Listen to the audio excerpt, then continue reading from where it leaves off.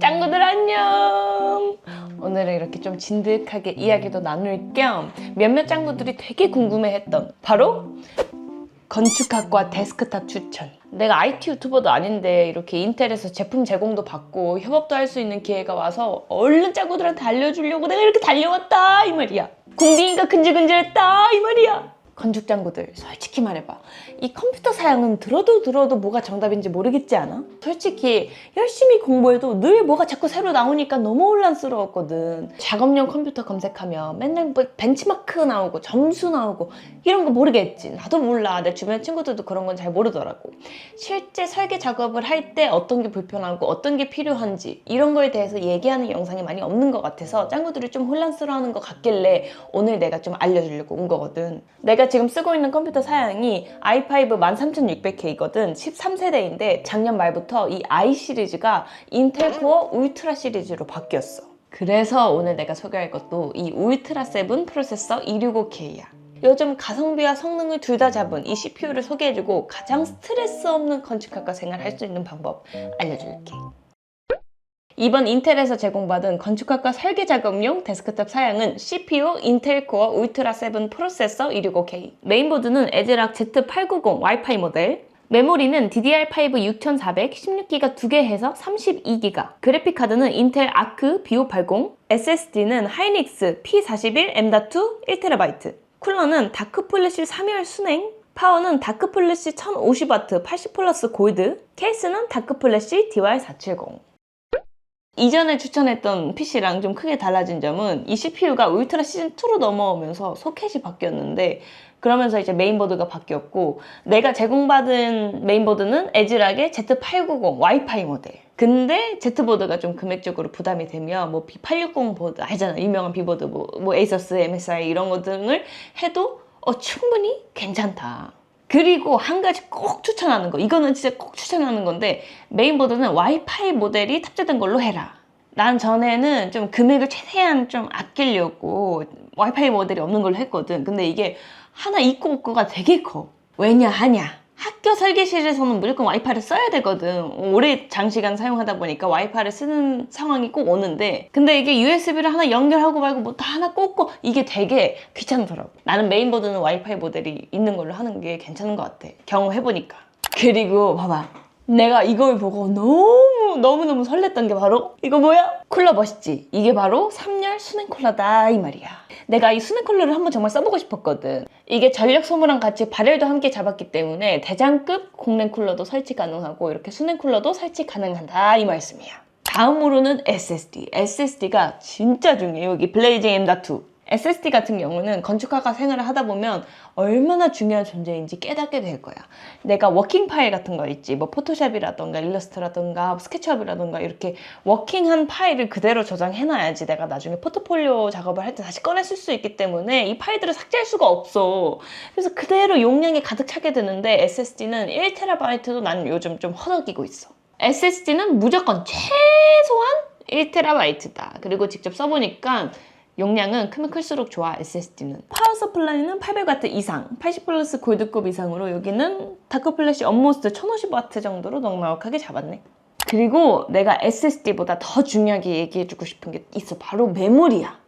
정말 내 얘기 한 번만 들어줘. 32기가보다도 64기가가 좀 더 좋아. 돈을 조금 더 투자하더라도 메모리는 정말 높아야 돼. 왜냐면 작업을 하다 보면 포토샵이라던가 일러스트라던가 이 어도비 라인 제품들이 튕기는 거야. 뭐 모델링을 할 때도 그렇고. 그래서 내가 작업 관리자를 한번 켜봤거든. 와, 걔네 한번 쓸 때마다 메모리 사용률이 장난이 아니야. 건축학과 기억해. 메모리는 32기가 2개 해서 64기가를 추천한다. 이 메모리를 높이는 게 좀 금액적으로 부담이 되면 아까 말했던 뭐 메인보드 같은 경우 있잖아. Z보드를 B보드로 낮추고 요 순행을 공랭으로 낮추고 뭐 이런 식으로 선택을 해서 메모리에 투자를 해라 라고 꼭 말해주고 싶어.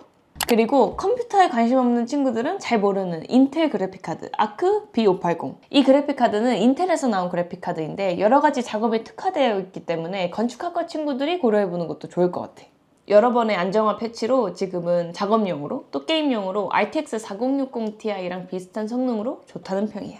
대체될 수 있는 그래픽 카드로는 NVIDIA RTX 5060 Ti. 근데 렌더 프로그램 돌릴 때는 그래픽 메모리, 즉 VRAM이 중요하니까 요거는 꼭 12기가 이상으로 가자. 난 요쪽. 그래서 결론적으로 이 사양으로 건축학과 작업이 어느 정도로 돌아가냐 이 말인데, 일단 우리가 사용하는 주 프로그램들을 보면 설계할 때 쓰는 프로그램들이 거의 CPU 기반이야.